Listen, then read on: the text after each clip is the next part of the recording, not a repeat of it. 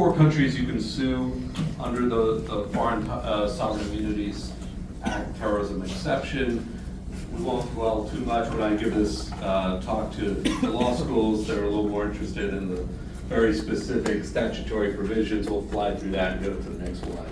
This is the terrorism exception I just mentioned, which we can sort of gloss over, but it basically allows that. And yeah, we could go to the next slide. So typically, those suits are brought against Iran, sometimes Syria, occasionally North Korea, and more importantly, in recent years, against instrumentalities of those states, which is to say their wholly owned commercial operations, which include the National Iranian Oil Company, the Iranian Central Bank, and other corporate entities controlled by a state which otherwise also have sovereign immunity. But the reason those lawsuits and those that their inclusion in the act is important is because Iran doesn't maintain a lot of assets in its own name around the world, but it does maintain assets and operations under various corporate holdings. So for enforcement of judgment purposes, those are important. And just by way of brief explanation, when you bring a lawsuit, the first part of it is liability, proving that the defendant is liable under whatever law you sue. And then the second part, once you have a judgment, if you're successful, is to enforce that judgment.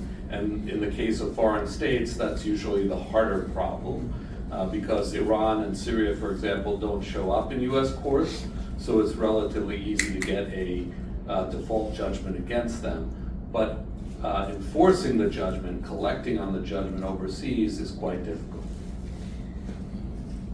This is an example of a case we brought on behalf of US service members against Iran for its role in actually facilitating, planning, and carrying out attacks that killed hundreds of US service members in Iraq between 2004 and 2011. And we brought into court, as you can see, it was quite a challenge from a mechanical standpoint to bring a Humvee from Iraq. These are armored vehicles that the US military used in Iraq and were targeted by the Iranian Islamic Revolutionary Guard Corps.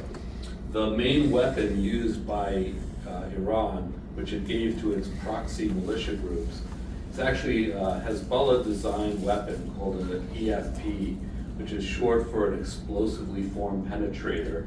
We actually had our explosives expert who had worked for many years in Iraq and Special Forces.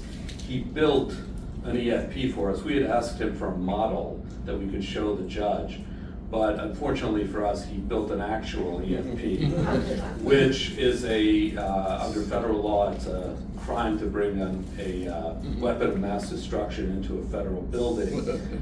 So we had to get a special court order and assure the marshals that there was no explosives packed into the weapon. The next slide shows you, actually this is a video, shows you what an EFP is and does.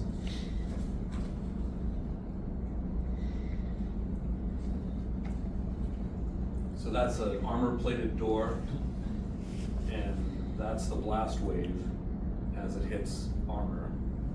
And it gives you, in this video, a couple of different angles from which you can see the weapon work. Here's the side angle. And there's some fascinating physics to why this is such an effective weapon. It can defeat any known armor. There's no current remedy in terms of adding more armor or other things. This is the inside view. If you were inside the vehicle, that's the door.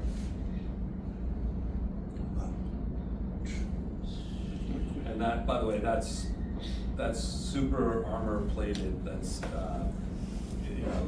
bullet resistant. It can withstand an RPG. That's what it does to armor. And unsurprisingly, the Iranians have been providing these weapons to Hamas. So a majority of Israeli IDF casualties are now the result of these same weapons. If you just go back one slide for a minute, if you look at the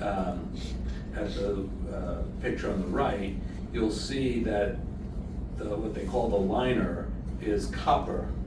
That copper is important because a EFP, the physics of it is that different metals heat at different temperatures. And so when you pack one of these things with high explosives, copper, unlike steel or aluminum, heats at exactly the right temperature to create that slug that turns the copper plate inside out and launches it as as our expert described it, a can of soup, just traveling at enormously high velocity so that it can punch through armor. And we represent hundreds of families of American service members killed and horribly injured by these weapons.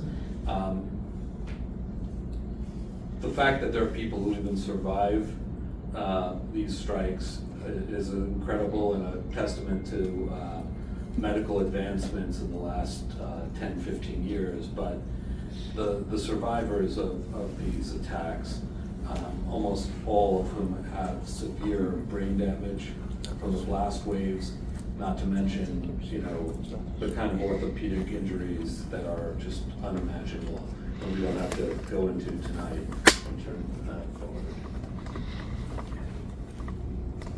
So that covers, in very broad strokes, the foreign sovereign immunities cases brought against Iran, Syria, and other state sponsors of terrorism. Now we turn to the Anti-Terrorism Act. And I just want to stop you for a sec, just to be clear. So the idea is that you sue Iran for providing this type of weaponry to, say, militias in Iraq that were used against U.S. service people. Iran doesn't show up to court, right? Correct. So you get what's known as that default judgment. And I know you already said this, but the benefit of most of the people in the audience who are not lawyers, we're at a business school, of course. Right, so you get what's known as a default judgment against them, meaning they didn't show up, so they automatically lose. They didn't defend, so they automatically lose. But then you struggle to recover against them. Is that the general idea? Yes, I will say that in the case of a sovereign, unlike a regular person who doesn't show up in court, the federal district court still has an obligation to hear evidence in the case. Oh, wow. That's not true in a civil case against me or you. But with a sovereign, the law requires an extra level of protection for foreign states. And so that's why we have to come into court and prove up our case to the federal judge. But they're not cross-examining you, they're not. Correct. Got it. So the standard is much lower than it is in a case brought under the Anti-Terrorism Act where high-priced lawyers are defending the case, but it is still an evidentiary threshold you have to meet. Now, when you get the judgment, the default judgment, after you've proven Iran responsible for these attacks, then you have two routes of recovery for your client. One is to try and enforce it mostly overseas against Iranian assets. Very difficult to do. The other is that you can put in a claim with the U.S. government through what is known as the U.S. VSST, the United States Victims of State-Sponsored Terrorism Fund, and that fund created by Congress allows judgment holders against state sponsors of terrorism to collect a very small percentage of their judgment if and when the United States collects civil forfeitures or other fines against companies who have worked with or have been fined for their role in helping state sponsors of terrorism. So when you read in the newspaper occasionally that some multinational corporation has pled guilty or entered into some kind of civil forfeiture relating to sanctions evasion, that money which they paid to the Justice Department goes into the U.S. Victims Fund, and every 2 years or so they calculate all the victims of state-sponsored terrorism and give somewhere around 1% or so of the judgment to each victim. Please, sorry. Next slide. Yeah. So here's the language of the civil statute, which allows U.S. citizens to bring suits for their injuries that result from acts of international terrorism. And this is again for companies and individuals, but not for foreign states. Now, one of the biggest challenges that we have, obviously, in these cases is that there's a very high standard burden of proof in terms of what courts expect from us to just bring a case, because we have to plausibly plead that the defendant we're suing has knowingly, substantially assisted a terrorist organization. And while it's sometimes relatively easy to establish that they provided assistance, the knowing part of it, as opposed to the accidental or inadvertent part, is challenging. So one of the things that we have to do is accumulate a lot of evidence on our own before we ever go into court. Once your case goes forward, there's something in federal court called Rule 26 discovery, which is where you ask for records, the other side asks for records, you fight about it for 5 years, and you get some materials. That could be emails, internal memoranda, the kind of stuff that corporations generate every day, in theory, becomes available, but only if your case gets through the gates. Before that, pre-filing, you get nothing. And so that has to be the result of your own investigation. And that is why we talk here about pre-filing investigation and all the different kinds of materials that we look for. So open source materials, which we'll give examples, whistleblowers, leaked documents, and court files and other records that are out there in the world, but not necessarily easy to find, or if you don't know where you're looking. So here's just an example of open source research. This was posted on the website years ago of Hezbollah's IRSO, its fundraising arm for its jihad organization. And at the time, it was a younger, more innocent time, they actually posted it on their website, soliciting donations and providing the bank account at Franza Bank, which is one of the 10 largest banks in Lebanon, where donors who wanted to support jihad in Lebanon could send their money. This is an example of documents that were provided by a whistleblower who actually worked as a compliance officer at Byblos Bank, another major bank in Lebanon. And he provided these documents to a journalist who held on to them until after the compliance officer was stabbed to death in his garage. And then they were broadcast on Lebanese television.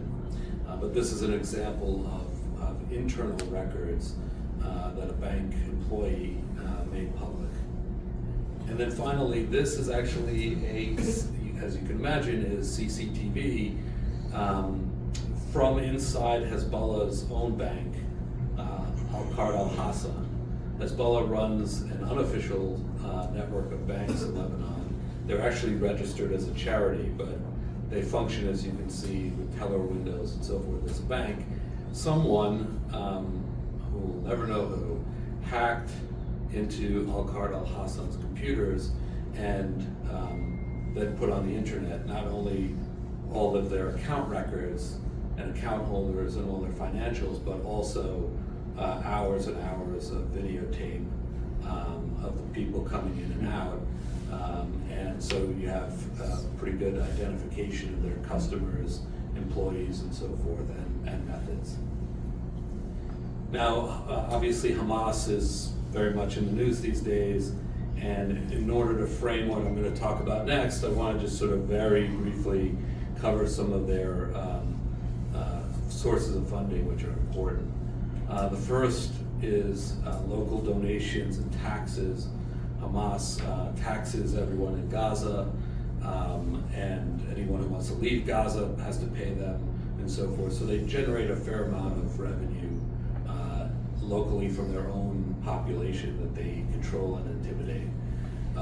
Iran provides a lot of funding to Hamas, but most of it in the form of military funding, not very much for their overall budget and so forth. Qatar is probably the largest single donor for both less but significant military funding, but also for their everyday operations. They employ thousands of people in the Palestinian territories. The largest non-governmental funder is the Muslim Brotherhood Network. It used to be called the Union of Good. Most of these organizations that fund terrorist groups have names like that. Union of Good, Kind Hearts, Mercy International, that's kind of the way they roll. The Union of Good was designated by the United States in 2008, but as a result, they don't use that name anymore. But the organizations around the world that make up that network are still operating under the same names. They haven't changed. They just no longer use the umbrella sort of marketing name. So whether that's Interpol in Britain or CBSP in France, which is now going under the name Humanitaire, or the organizations in Kuwait and elsewhere, they're all operating the same as they did 20 years ago. Nothing's been done about them, and they're still pouring money into Hamas as we speak. And Do they trick unsuspecting people with something like that, or is it everyone, the people who want to donate to the cause are just donating to these, or is it like some random person on the street who thinks, look at me, I'm donating to Greenpeace, but actually... There are unquestionably unwitting donors to some of these organizations who want to help humanitarian aid in Gaza, mostly Muslim immigrant communities around the world who are, where the individuals are maybe broadly sympathetic, but not specifically wanting to donate to Hamas, maybe not objecting to it necessarily, but not really focused on that. But the vast majority, particularly in countries like Kuwait and Malaysia and elsewhere, they're very explicit about who they're supporting and so forth. There's not a lot of confusion. Here in the United States and in other places, it can be a little bit more confusing. The organizations themselves, of course, are not confused at all, but some of the donors may be. And then there are the international organizations, a variety of which, who have poured enormous amounts of money into Hamas. They would say unwittingly, or they're an old line from Casablanca, long before this audience time, but they're shocked to find gambling going on. They're constantly shocked by where the money winds up, but it keeps happening over and over again for 30 years. So we can wonder about how deeply surprised they really are. The next one. So this is, I mentioned before, the Muslim Brotherhood Network. Hamas, as you may or may not know, is just the local chapter of the Muslim Brotherhood. The Muslim Brotherhood was founded in, depending who you ask, 1928 or 29 in Egypt. It's global. It operates all over the world, including very much so here. But Hamas was originally the Gaza branch of the Muslim Brotherhood. It was in that form until it sort of rebranded in Gaza in 1987 as Hamas. And here is just, again, open source. You don't have to listen to the whole thing, but the intro to it. This is Khalid Mashal, who for many years was the head of Hamas globally. He got demoted when Yahya Sinwar took his job, and he became kind of like president emeritus of Hamas. Now, due to some job vacancies, he has been restored, though not completely, to the top job. Here he is in Qatar in 2007, talking about their fundraising efforts through the Union of Good, and you can see that there's no effort here to hide the fact that the Union of Good and the Muslim Brotherhood Network is funding and supporting Hamas and its terrorist activities. العنوان أو المحطة الثالثة ائتلاف الخير. من بركات شيخنا جزاه الله خيرا أن فعله يصدق قوله، ولم يكن دعمه للانتفاضة وللشعب الفلسطيني بالقول والمواقف والفتوى فقط، بل بالعمل والجد، فكان راعيا لمشروع كبير هو ائتلاف الخير في ظل الانتفاضة الثانية، انتفاضة الأقصى المباركة. ولا أقول مبالغا إن قلت إن ما أوصلته مشاريع ائتلاف الخير من أموال مباركة من أهل الخير في الأمة إلى الصامدين على أرض فلسطين كان بعشرات بل بمئات الملايين من الدولارات. وإن شاء الله يكون هذا في ميزانه. Now we played that clip in the Arab Bank trial, and that remains the first and only case to go to trial against a financial institution for providing material support to any terrorist organization, in this case Hamas. 24 attacks that took place between 2000 and 2004. And that is a rendering of me from 10 plus years ago. A show of hands here, how many people know who this person is? Okay, someone want to just call it out?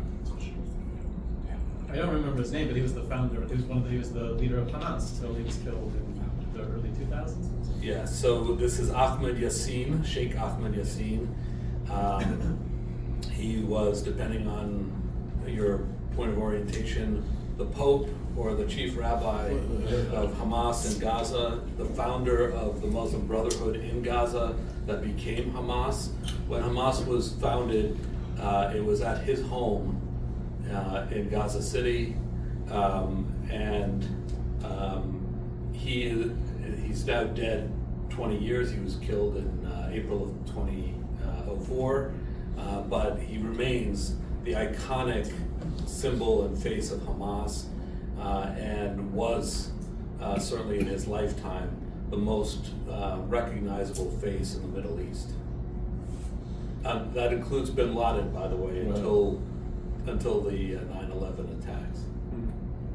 And here from the trial is a wire transfer that was made to Sheikh Yassin's bank account at Arab Bank in Gaza in 2001. Mr. Yassin was designated by the United States as a terrorist in 1995, so, and the bank's employees all acknowledged, as they had to, that everyone knows who Sheikh Yassin is. So they were left with the argument that it might have been a different Ahmed Yassin who received the money. We can play the clip. The clip here is of the aftermath of the Passover bombing in 2002 in Netanya that killed over 20 Holocaust survivors who were joining together for dinner on Passover night. They were there for the Passover Seder. They were blown up by a suicide bomber from Tulkarm, and this is the Hamas claim of credit on television. Back to the Middle East right now from Beirut, Lebanon. A spokesperson for the group Hamas is with us now. Osama Hamdoun is our guest live, and again, it is nightfall there in Beirut, and sir, your group has taken responsibility for the suicide bombing. What is it you want from this group? Collectively, would you like Israel completely eliminated from the Middle East picture? Let me first make it clear that Al-Qassam group claimed the responsibility for this attack in Palestine. They announced that in Ramallah, not in Lebanon. Here I am telling you that we are not talking now about eliminating Israel. We are talking about what the Israeli government is doing. They are killing our people, they are destroying our houses, attacking us by all they have, the American weapons they have. It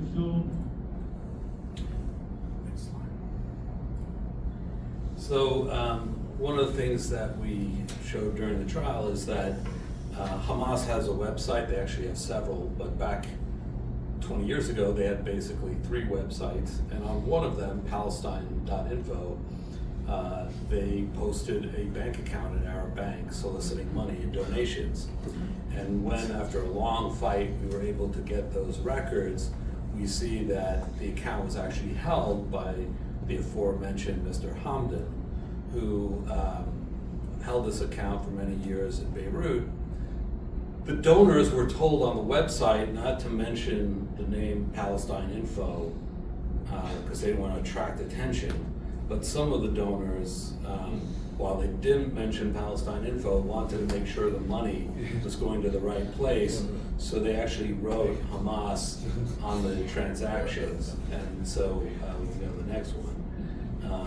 they didn't just do it once, they did it a couple of times, and that led to the bank having to explain that these were an error and should not have been processed.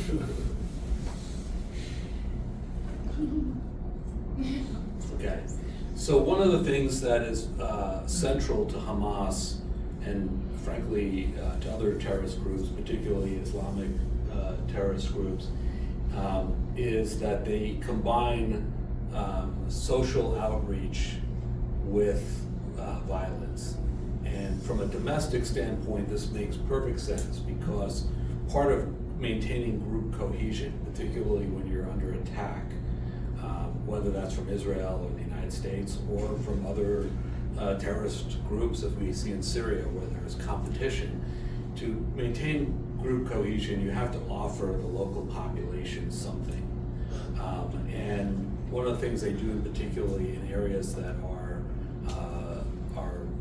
economically disadvantaged, is to provide social services. That can be opening schools. It of course involves sponsoring mosques, but it can be things that are health clinics, availability of after-school programs, and Hamas, probably more than any other organization in this space, is at the forefront of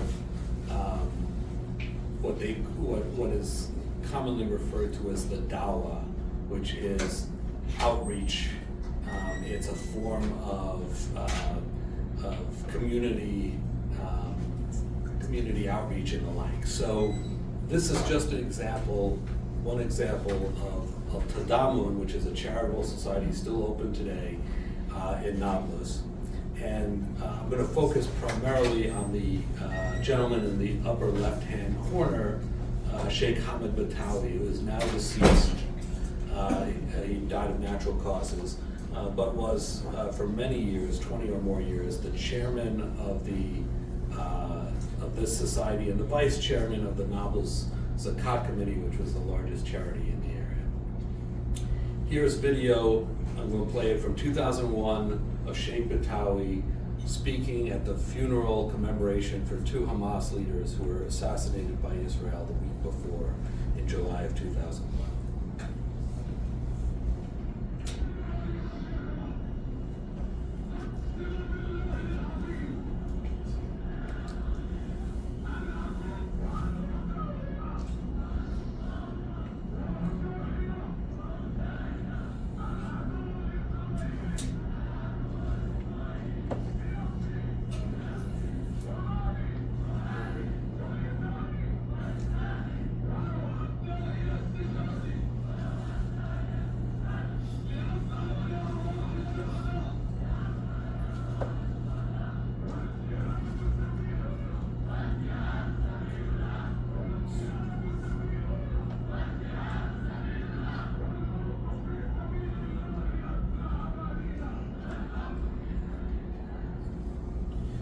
So this is very much, as you can imagine, like your typical March of Dimes meeting or American Heart Association. The problem that the defendant had in the case is that charity, of course, is something most people support and think is a good idea, but it's the devil, so to speak, is in the details. And here is the head of the charitable societies.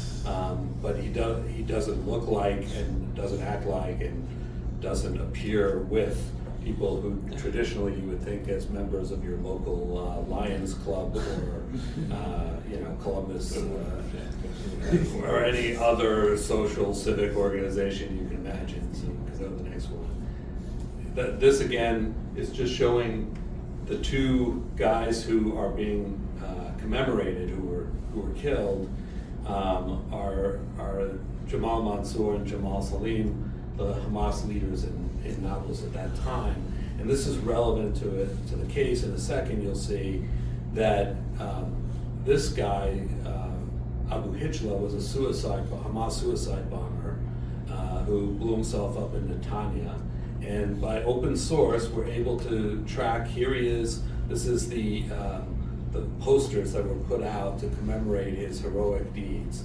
And again, you can identify his face, and then you go to the next one, you see that at his funeral, who's there but the two guys who, in the video, were being commemorated essentially at their funeral. So the cycle goes on, and then the next one is the martyr file for Mr. Abu Hijla.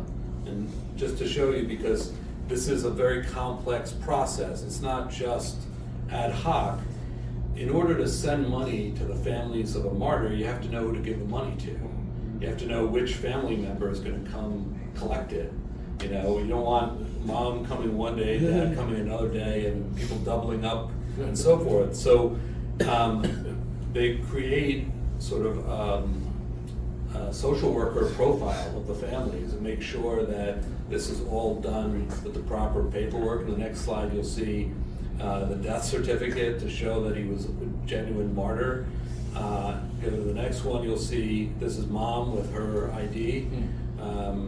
She seems sweet.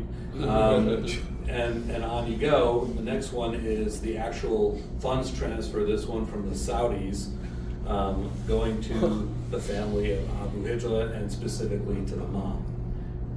And here is just very briefly just a small subset of the Hamas leaders and individuals who had bank accounts and received sums of money that went through the United States, through the Arab Bank branch in New York, to Hamas leaders, including Yassin, as you see, but also you'll probably recognize Ismail Haniyeh, the late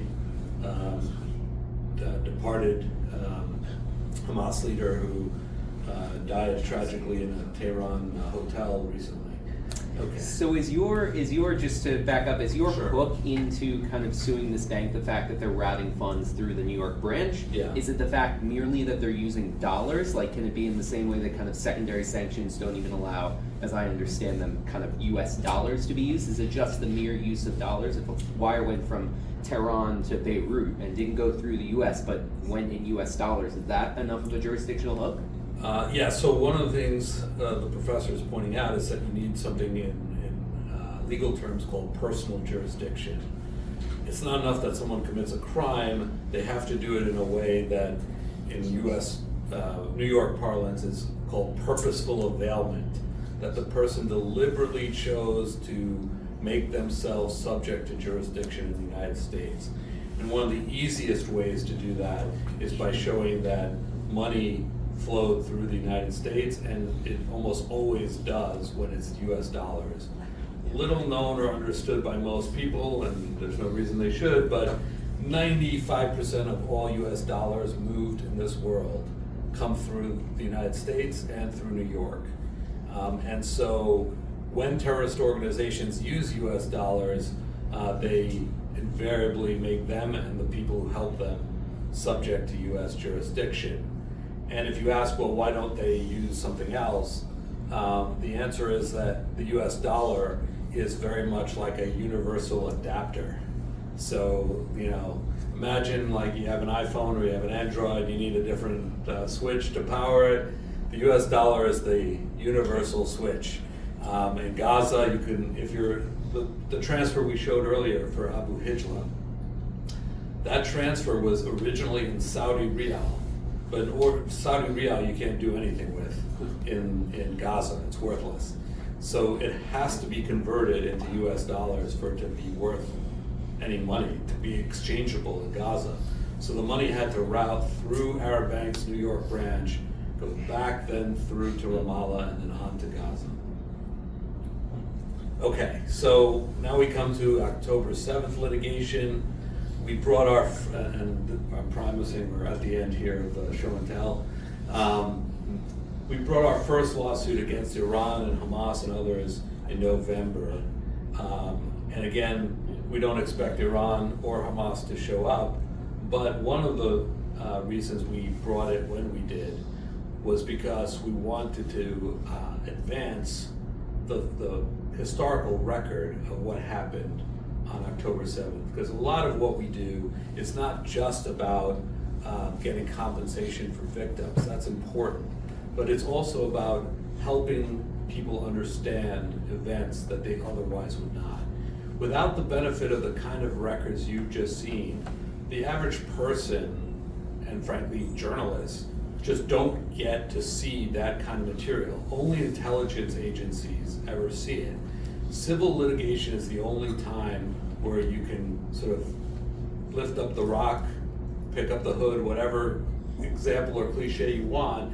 And so the ability to provide details that otherwise would never see the light of day is important. That's why we see in a lot of cases, not only that academics write about this material or go through it again later, but we even see law enforcement not infrequently calling us up and saying, we saw something in your complaint, and we don't even ask them why anymore, but in the old days we'd ask, why are you calling us? And the answer is that if you're an FBI field office in Detroit and you're looking at some suspect and they've got materials that reference a company in Lebanon, for them to go through the intelligence community to get all the permissions to finally get some information on that company can take them months. Meanwhile, their investigation's frozen.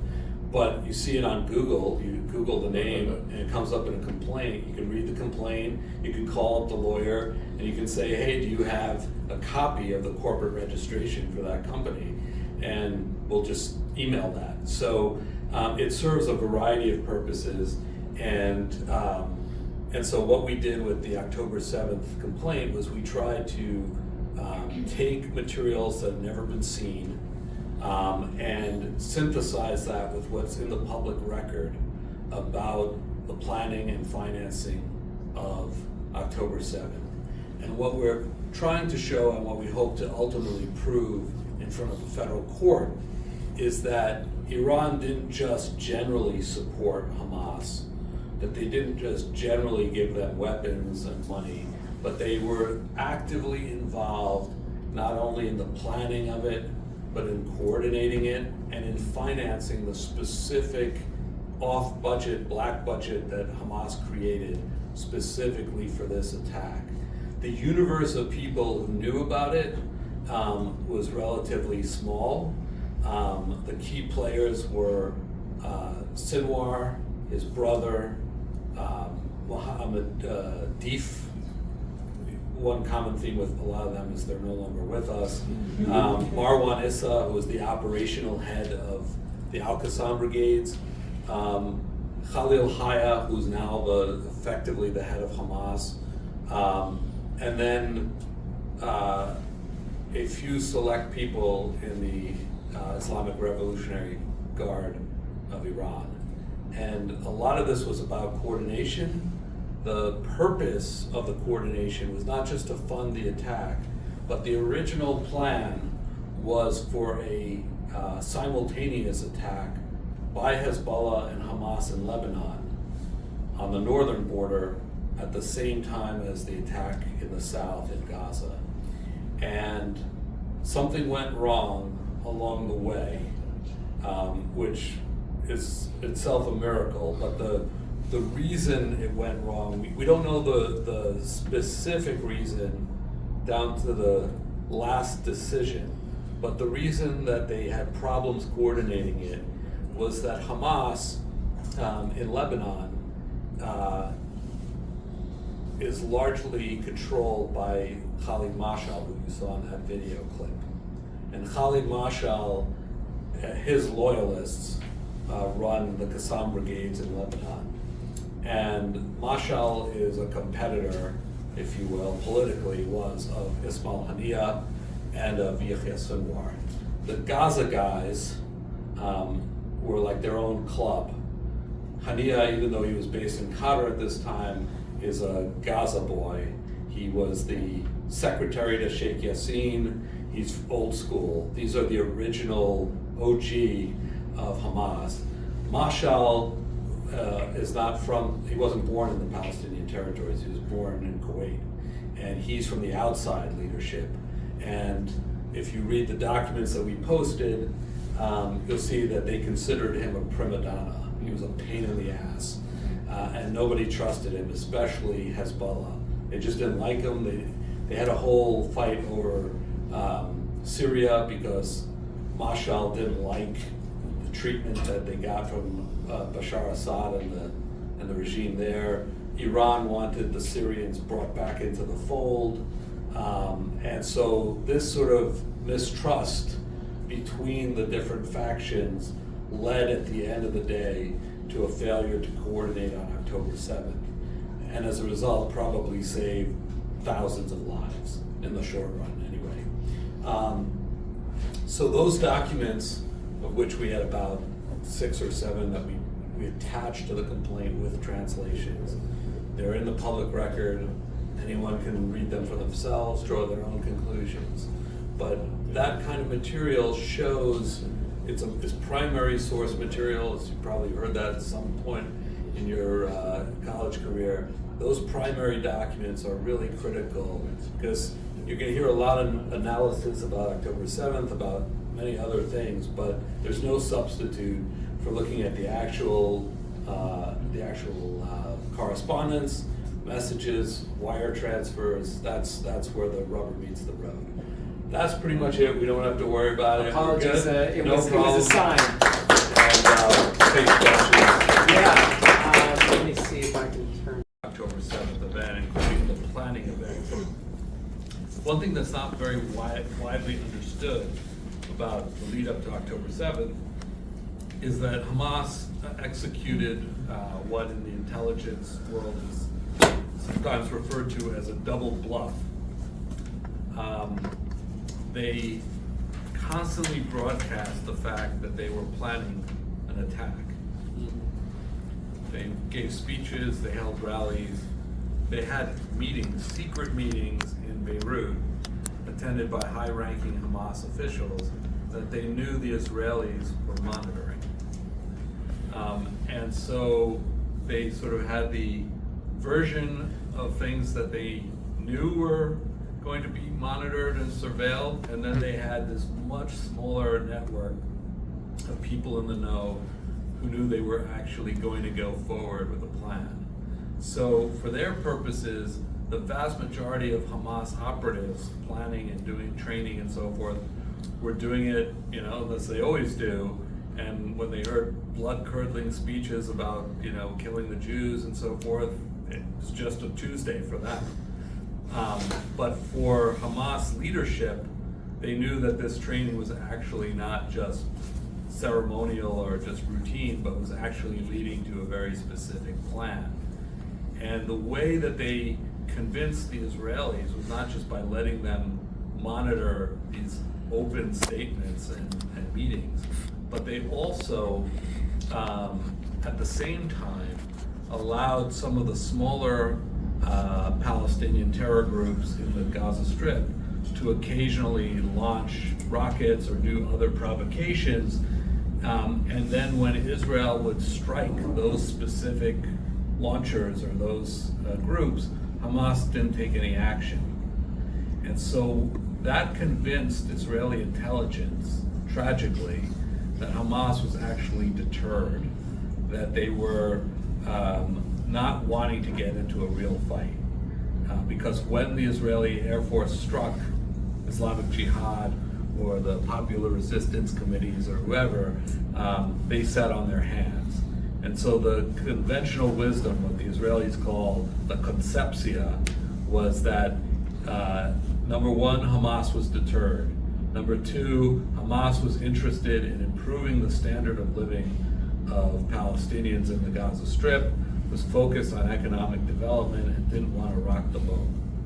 Not that they had turned a new leaf and become Quakers, but that they were deterred and focusing on consolidating power, maintaining their public support, and so forth. Little did they understand, unfortunately, that for people like Sinwar and Hania, the ultimate purpose of Hamas is not to rule. That's a happy byproduct, but they are genuinely committed to what they have always said, which is to wage jihad, holy war, for the not just the liberation of what some call Palestine. That's not really the terminology used by Hamas. They're not nationalists in a conventional sense. They view Israel as part of the Waqf, part of an Islamic trust, part of the Islamic world. They're pan-Islamic, and so their ultimate goal, Israel is just the most immediate irritant from their standpoint, theologically. Their goal is ultimately the restoration of the caliphate. And so for them, and it's very hard for any Westerner, including Israelis, to sort of grasp the concept that while as individuals they of course, like all human beings, feel sorrow and sadness when relatives are killed or die, you know, they are human, but philosophically, ideologically, they believe that deaths, even deaths that they are responsible for, ultimately lead their loved ones to paradise. So that changes the equation in terms of the willingness to sacrifice. When you put human shields in a building, whether it's a hospital or a school, and fire rockets from it or shoot from it, and the building gets demolished, all those deaths are not, in the broadest sense, of tragedy, because it's in furtherance of the holy war, and the victims of that episode are going to heaven because they're martyrs.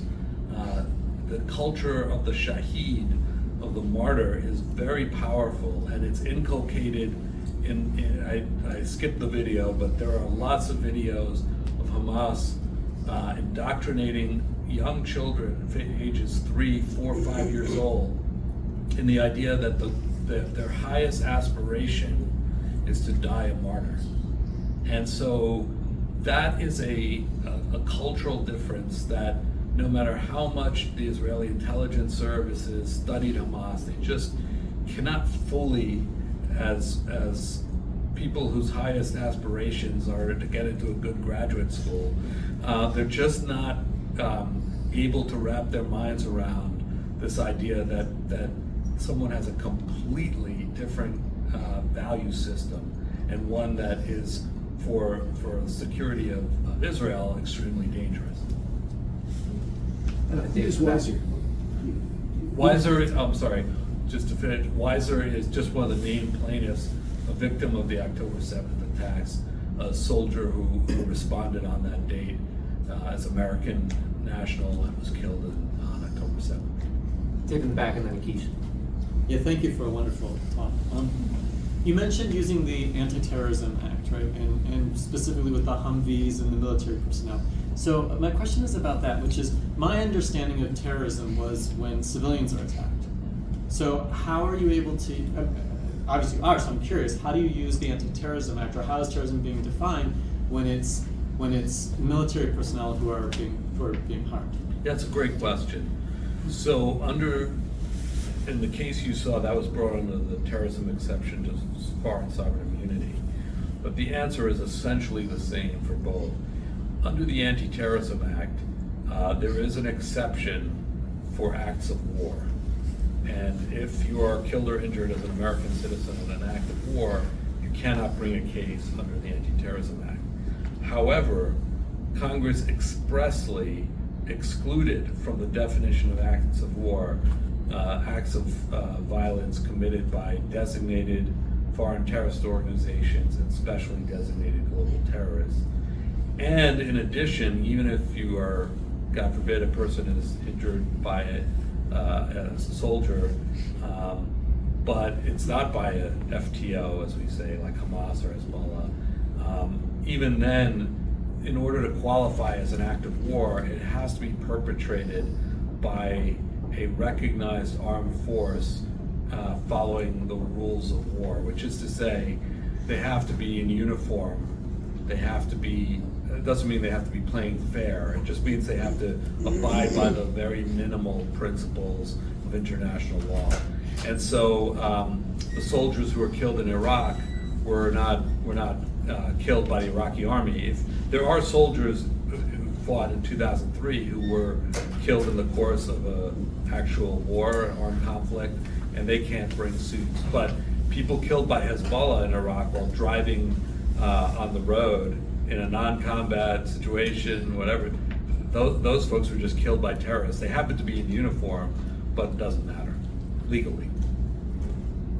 Hi, my name is Akish. My question is I remember you said that you guys use, since the U.S. National standard of the dollar around the world globally is like the national standard, and you use that as a way to like connect the dots, so it can be, so you can find that it's under U.S. residents.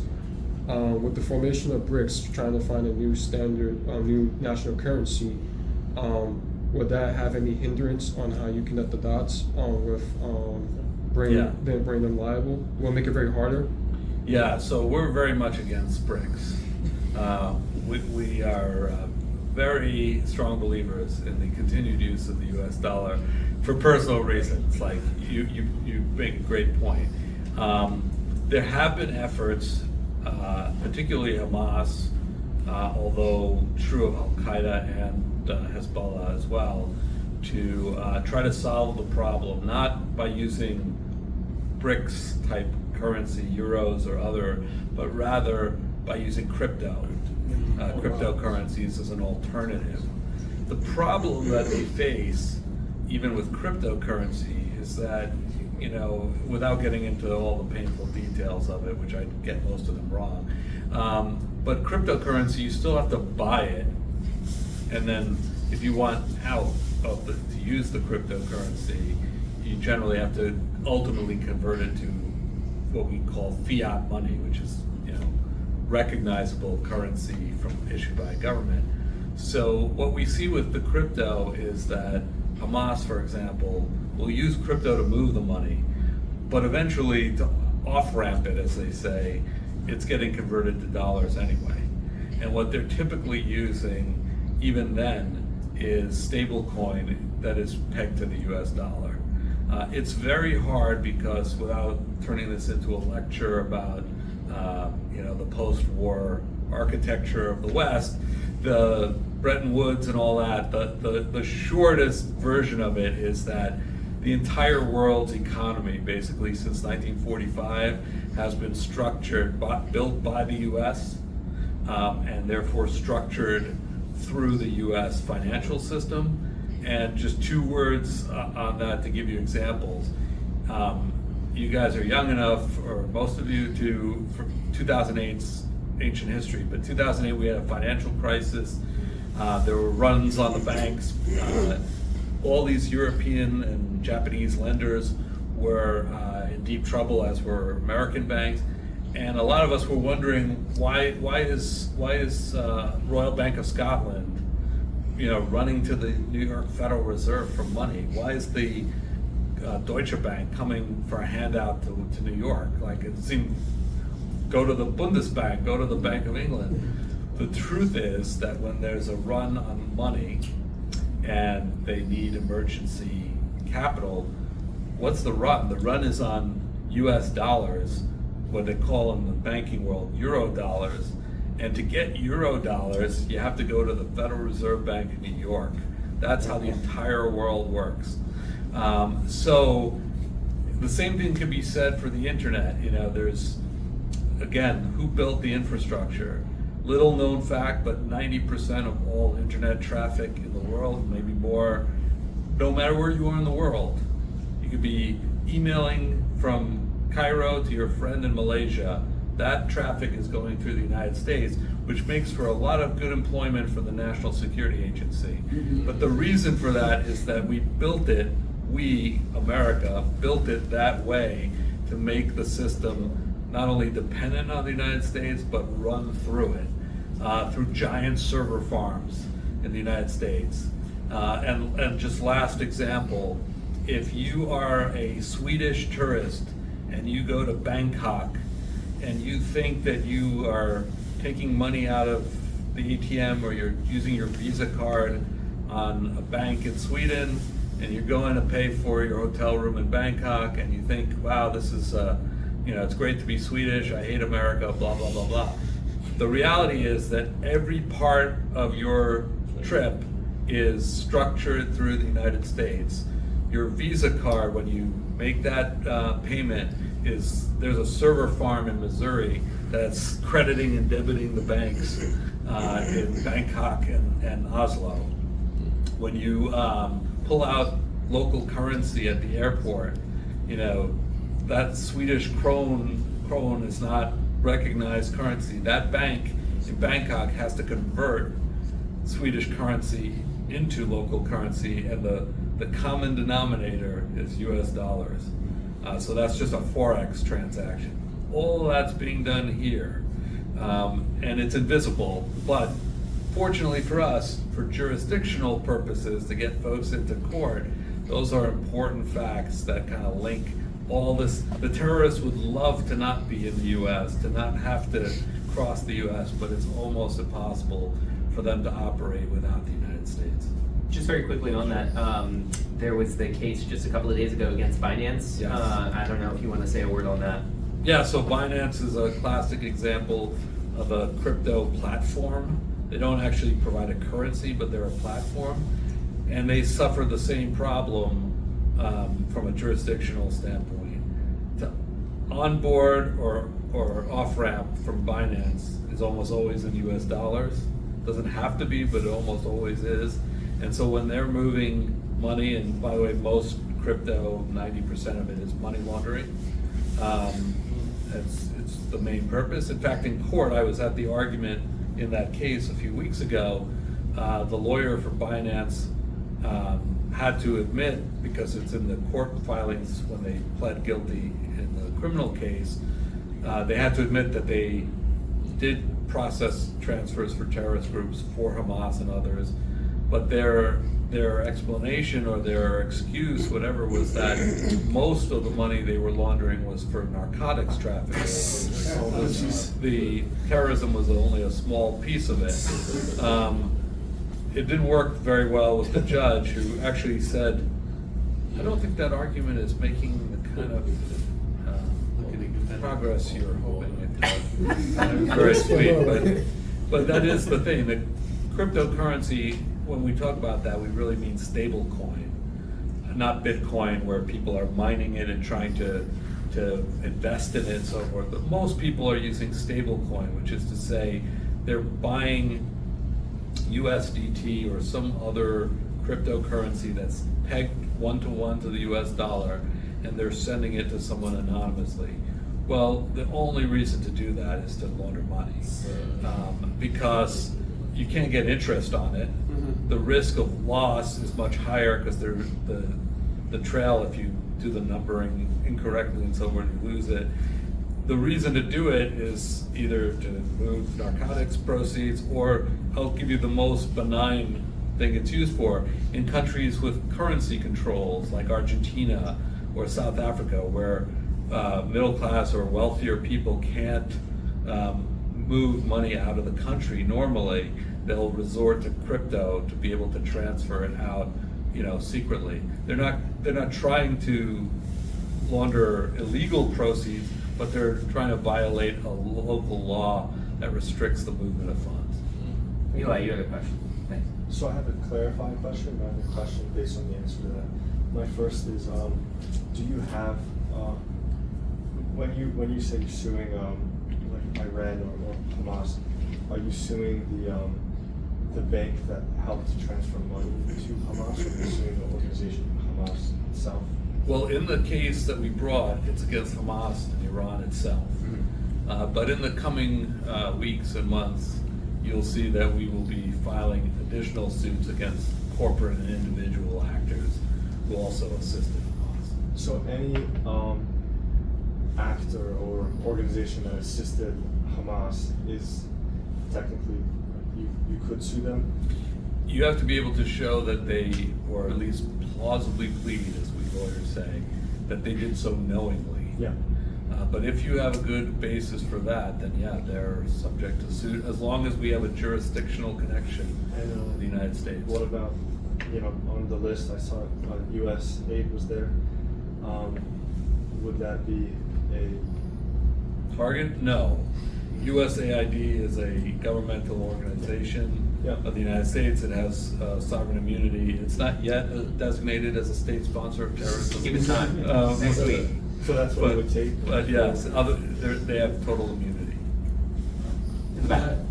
Sorry, to that point where he was asking, there are organizations with significant assets within our lifetime. NIAC, CARE, Holy Land Foundation was one that got struck down a few years ago.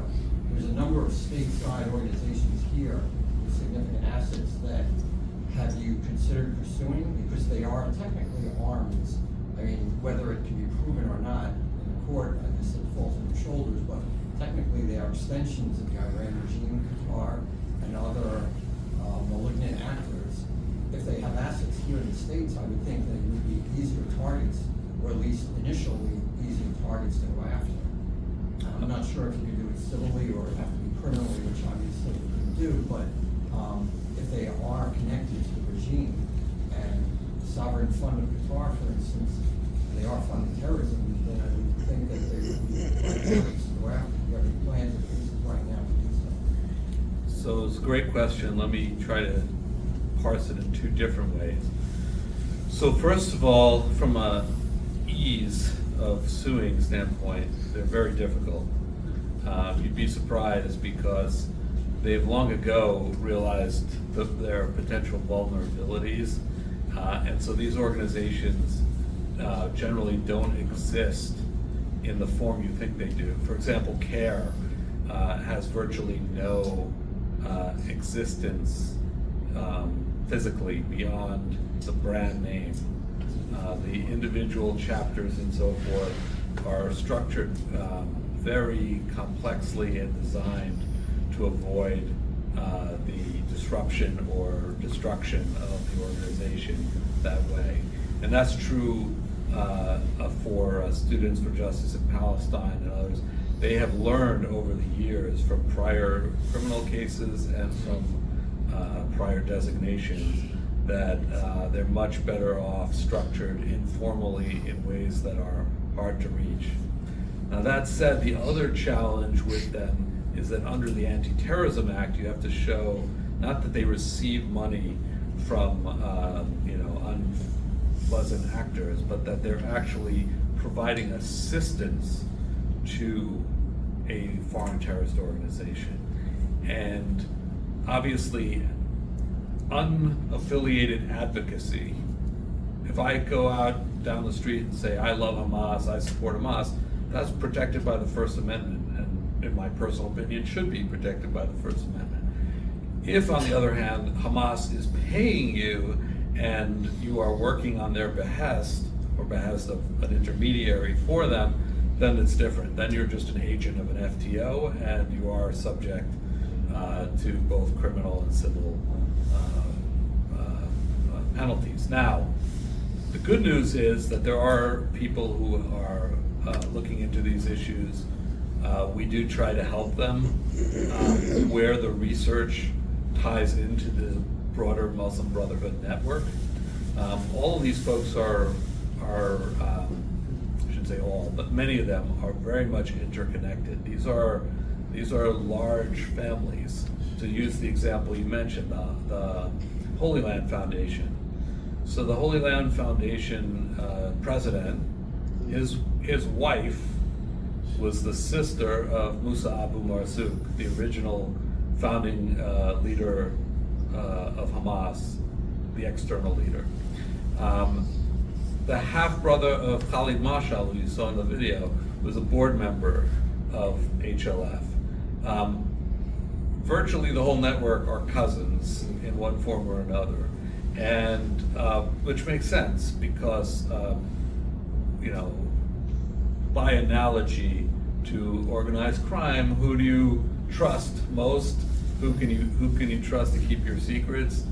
Your family, someone who, at Thanksgiving dinner, if you stepped out of line, grandma's gonna come down hard on you. So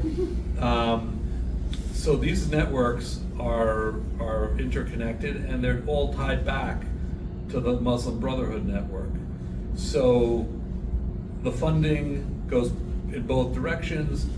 You know, our expertise is really on the financial side, so we can help with that to some degree.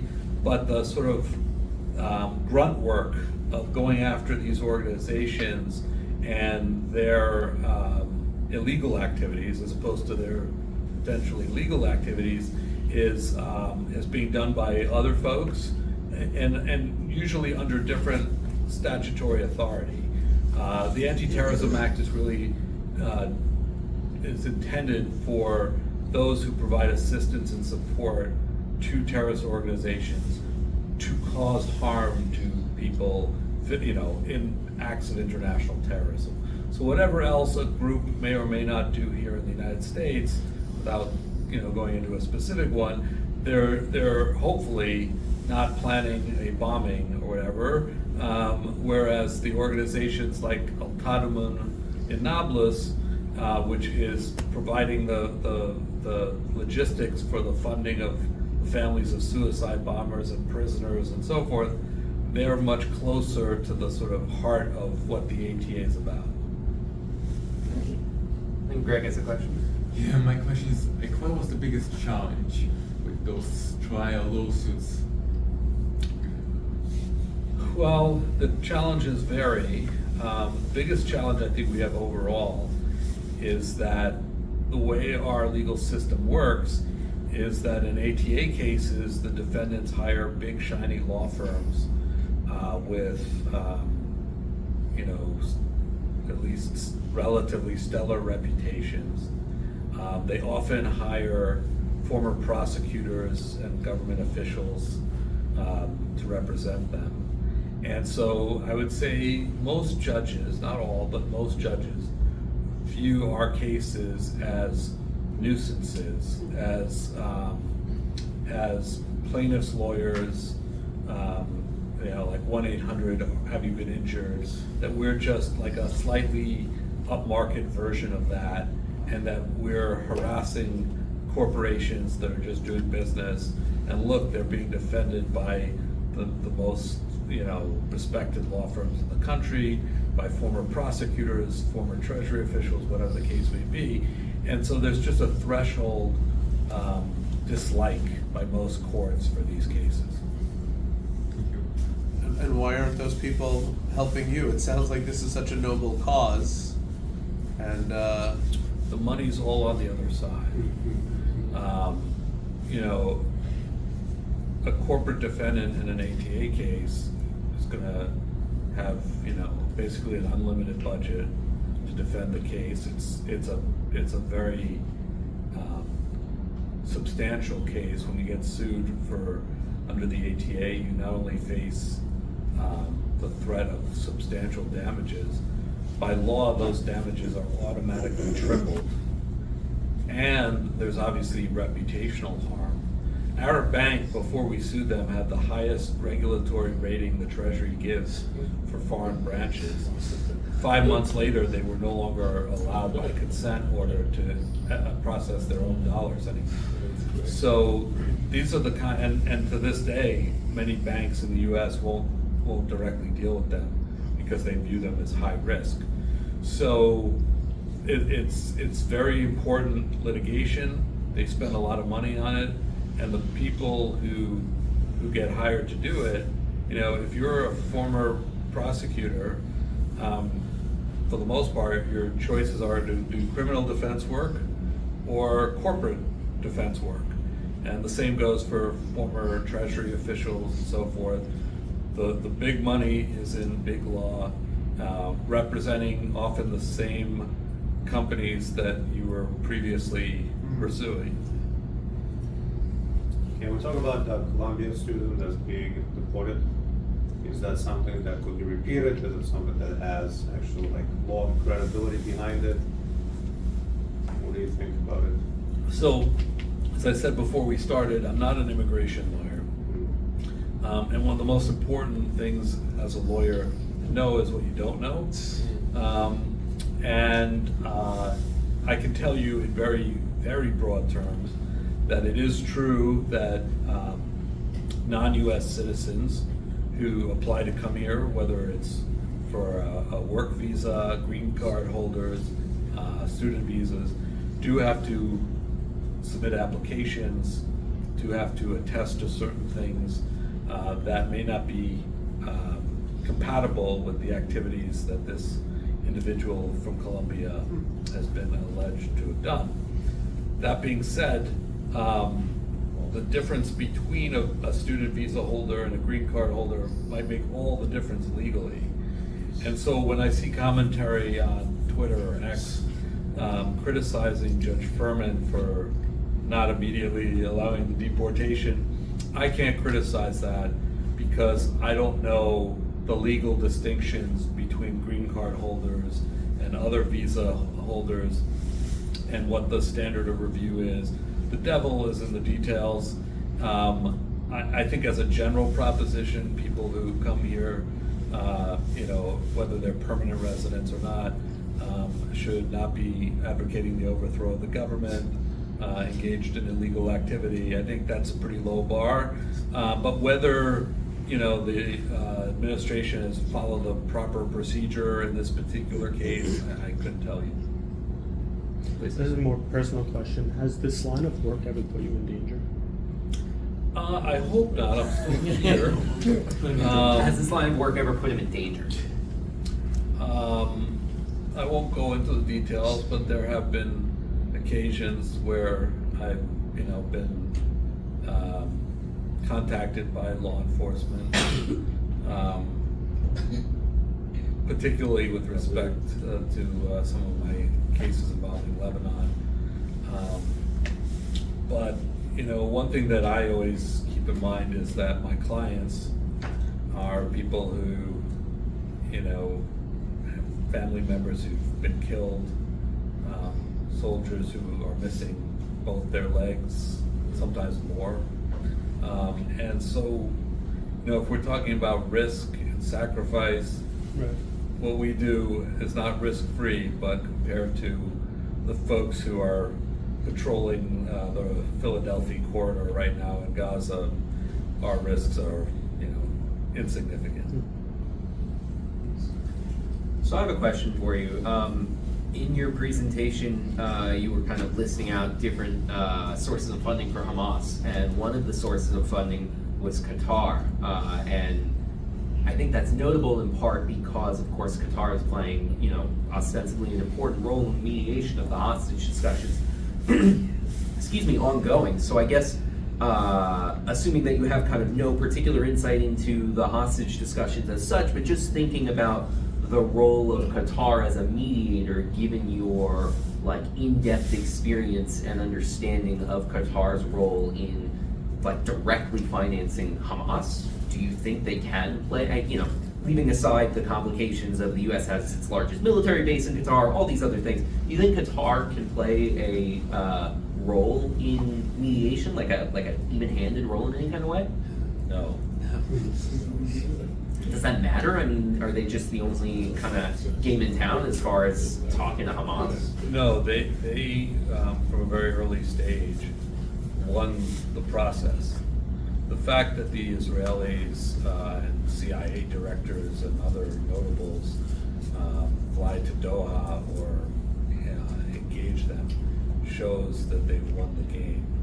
It would be the equivalent of asking Belarus for its aid in resolving the Russian-Ukrainian war.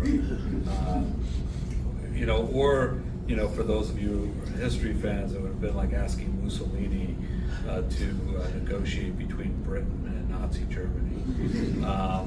So yes, the very fact that they are treated as respectable actors means the game is rigged from the beginning.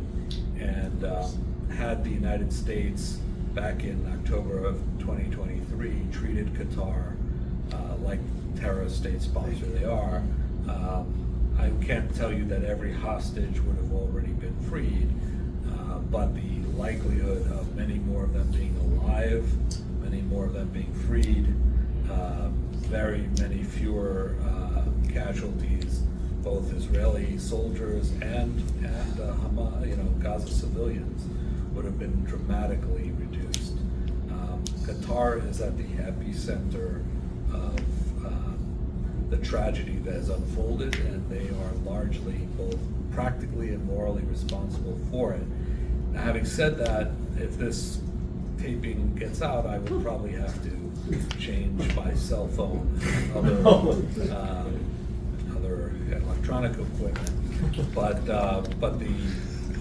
the Qataris are, and meaning in Washington and in the power quarters here, but they have infiltrated even into Israeli politics. They have law firms, prominent law firms in Israel on retainer. They've wheedled their way into the hostage family groups and so forth in different ways. It's appalling and ongoing. In the back, please. I was just going to say, the Times of Israel today had an article. I'll just mention asking that. I'm sorry. The Times of Israel today had an article alluding to Qatar payments to the aides of Netanyahu, which normally the TOI, it's like the New York Post that breezed through its headlines, but something of that nature was shocking even to me, and I've been on this for about 40 years. Did you hear about that from before? Well, there are two things to say about that. First of all, there's much like in the United States the last couple of years, there's sort of an internal war going on within the Israeli political system in which Qatar has become kind of the Russian collusion of the Israeli political system. So that's not to say that any particular story is true or it is true. It's just that it has to be viewed through the funhouse mirror of settling scores within Israeli politics. That being said, without reference to that particular story, there's no question that the Qataris have sought to, and in some cases successfully acquired, not necessarily government officials, I know nothing about that, but as far as former officials or prominent people who, would never represent themselves as Qatari agents or so forth, but maybe people who can help bridge the gap between Israel and Qatar. All of this is in the form of letting us, the Qataris, help us. It's not, this isn't pure influence acquisition. It's always couched in the terms of, building bridges. So there's a lot of bridge building going on in the Qatari intelligence services. Greg, I have a question. Yeah, and the question might be a little tricky, so I don't expect you have an correct answer, but who would say the most dangerous, like Qatar, Iran, or Hamas, who is the most, have to watch out most? Well, Hamas is obviously incredibly dangerous and violent, but they are a cat's paw of the Iranian Middle Eastern proxy network. That includes the Houthis in Yemen, Hezbollah in Lebanon, Islamic Jihad and of course the Shia militias in Iraq that were responsible for all those American service members' deaths. So Iran is clearly the most dangerous actor, but they work very closely with the Qataris because Iran is a state sponsor of terrorism, even in European circles where the Europeans sort of play footsie with the Iranians. They're also far more careful and cautious with them because they have a tendency to murder people on French or German soil from time to time. The Qataris are different. They're the gateway in to the West. They can invest billions in our universities. They buy pieces of hotels and sports teams and so forth. It's a PSG in Paris, a leading soccer club in Europe, is owned by them. They have their tentacles and what might be called soft power influence all over, and so I won't get into American politics, but there are a lot of people adjacent to important, influential people in the United States who are also in business with Qatar. And it's a little bit like being a little bit pregnant. Once you're reliant on your business partner for investment and so forth, are you going to honestly tell me that you're going to just speak your mind anytime, anywhere you think so? No, you're gonna curb your sales. You're gonna hold back a little bit, and so they understand this very well, and so every little piece of influence they buy gets them closer to making it impossible for anyone other than someone like me who's not important to speak out against them. Go ahead, please. A few minutes ago, you talked about your work on behalf of servicemen that were injured in Iraq. Share with us, in some cases, how much do they end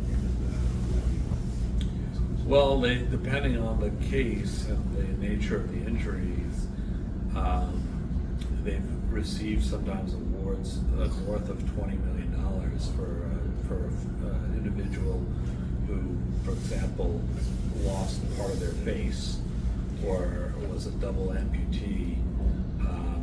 These injuries are, I can't stress and I don't want to go into details, are just astonishing. And we're talking about people who sometimes have had 100 surgeries, who have spent years in a hospital, not days or weeks or months. And I don't mean in the hospital in a coma, I mean they've been hospitalized because their injuries are so severe. So we've been able to get the court actually to the courts in Washington to recognize a special measure of damages for EFP victims, so that even beyond those people who are injured in other kinds of attacks, shootings, bombings, and so forth, EFPs are so uniquely damaging to the human body that there's now a special scale just for those kinds of injuries. So you managed to get money for your clients from Iran? No, from so far from the U.S. Victims of State-Sponsored Terrorism Fund. So the judgment is $20 million. What does a client actually see? So my law partner there might have a better precise example, but I think like for $20 million they might have gotten like $300,000 in the.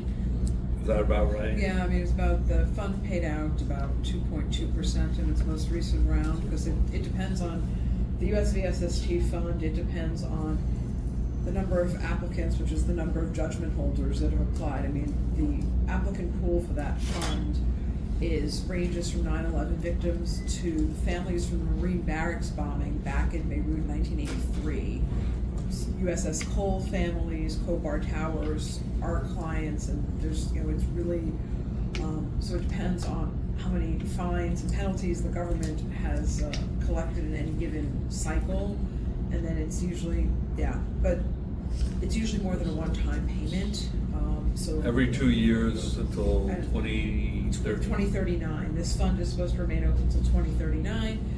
If there's money in the fund, on average every 2 years. So will you ever collect the whole 20 million? Probably not, but if you're severely injured and every 2 years you collect a couple $100,000, it's very impactful for a lot of our clients, makes a big difference, especially when, we talk about amputees where they can't always get the services they need through the VA, or they can't get them quickly enough and they need private providers. I mean, it gives them an outlet to extra care and provide better for what they need, their families. And we have time maybe for 2 more questions if that works. Go for it. All the times when I give to charity, I wonder whether it's really going to the intended place. Is there a way to maybe filter? It sounds like it's not that easy, right, to determine where the money is actually going. That's certainly true for any charity that you don't know personally. What we have seen with things like the International Red Cross and charities that go to areas that are severely underdeveloped, and not just in the terrorism context, but in like tsunami relief and so forth, is that there's an enormous amount of fraud and exploitation. And you know, there's a strong desire by people, decent people, who see that folks are hurting after a natural disaster or whatever, or especially in the case of Gaza, where people say, you know, whatever happened on October 7th, there's still 1 million people displaced in Gaza. They don't have access to regular, routine necessities and so forth. I want to give money. The problem is, and this is a problem that feeds into the problem we mentioned with USAID, is that you may imagine, we may imagine, that some crack team of do-gooders is flying out of Dulles International, landing in Cairo and taking a bus to Gaza, and you know, like you see in the movies with the farmers and the rain, everyone's just, the neighbors are coming out and the sandbags are being piled on and so on. The reality is that these aid organizations, including government aid, who do they rely on when they get to the local landing spot? They rely on local organizations. And in Gaza, there is no local organization that does not belong to Hamas. It just doesn't exist. It's like finding the Catholic Archdiocese in the former Soviet Union. It's just not a thing. If you were sending money to the Soviet Union, it's going to the Soviet Party. And in Gaza, Hamas is the entirety of the state and its private sector. So there is simply no way to do it. Aid organizations love to imagine or pretend otherwise. And so, you know, one of the things our defendants say all the time in our cases is, look, how bad can the Al-Tadamun Society really be? USAID gave them money. And look, they got a certificate that says we didn't find any derogatory information about them. It's a, you'd say it's a joke, but it's just a veneer, a fiction that they need in order to be able to operate, to pretend that they don't know who they're dealing with. And this is of course true in the Palestinian territories, but it's even true in places like the Philippines or Malaysia or in Rwanda, in the sense that you just can't possibly know who the end beneficiary is. I remember, just lastly, that we had this issue in Ethiopia and Somalia where aid was coming in and it was just being hijacked by local warlords who then resold it, you know, to desperate people at more money. This is because in many places the person who's really in charge is the person with the gun. And so our attempts to sort of transfer our understanding of relief in North Carolina after a hurricane and translate that into places that don't have long traditions of rule of law and civil society and so forth. It's a disaster, and we compound it with what I think the donors intend to be virtuous. I think I'll take the final question just as moderator's prerogative. So there are a number of students here, and I'm sure that they're fascinated by this kind of area of law and the work that you're doing.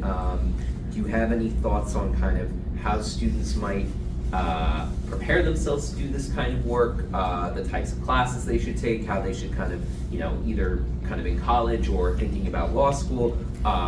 Does your firm have internships for students who are in college or perhaps in law school? Those are, any of those, I think we'll leave it at that. Yeah, so we do have some internships. We're small, so we don't take a lot of folks, but we have other co-counsel that we work with that sometimes do as well. I don't think there's anything that specifically prepares you to do this kind of work because it's really kind of rare. But if someone is going to law school and they're interested in it broadly, obviously what we do is litigation. which is only one kind of law. There are many others: real estate, corporate law, trust and estates, and so forth. We're trial lawyers, we're in court, and that's one area. But even if you don't want to go to law school, but you want to contribute in other ways, I think it's important not just to sort of take courses on the history of the Middle East or about Israel or things like that, but to really bring to all of your studies the refusal to accept the conventional wisdom or to take things at face value, but to always ask not just why, but how. So many of the things that we do come about from just asking the simple question of how. So for example, back 20 years ago or so, when Saddam Hussein was still in power in Iraq, there was a lot of mention of Saddam Hussein is paying the families of Palestinian suicide bombers. Saddam Hussein, terrible guy, he's doing this and this and this. And it's true. But the question wasn't just whether it was happening. In that case it was. But how does Saddam Hussein or his goons in Baghdad know who to pay? They're just writing checks to random people in Nablus? No, somewhere, someone has to be providing lists. Someone has to be doing the intake. Somebody has to be providing intel or forms or something. Everything in this modern world is a bureaucracy of some kind.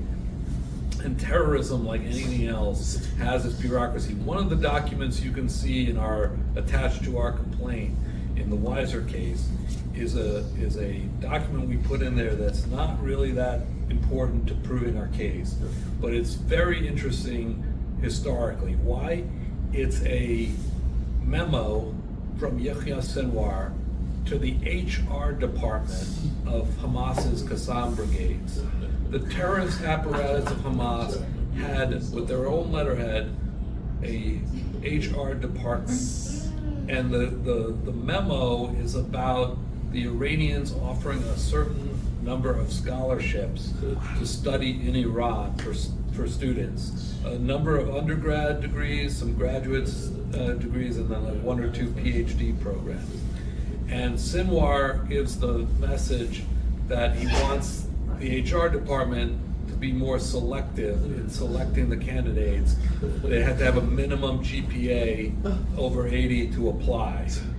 Now this again it indirectly shows Iranian involvement in supporting Hamas, but the key point is that it's bureaucratic. Even psychopathic mass murderers are still filing memos with the HR department. And so asking yourself questions in your studies, not taking just the facts you read in the paper or online nowadays, but saying 2 things, like, how does this actually work? Is there an explanation here of the mechanics of it?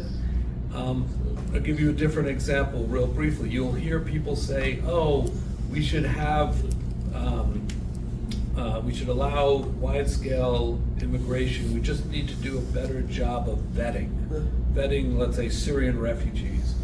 So whatever your feelings are about immigration, just ask yourself, what does vetting mean? How does that work when you're dealing with people who are coming from a war zone? What kind of identification are they providing?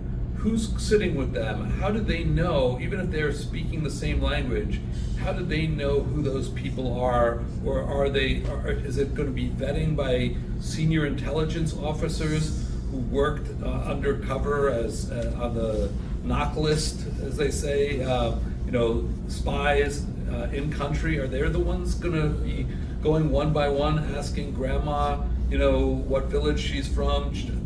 Check. How do you check any of that? People say things like, we're doing vetting.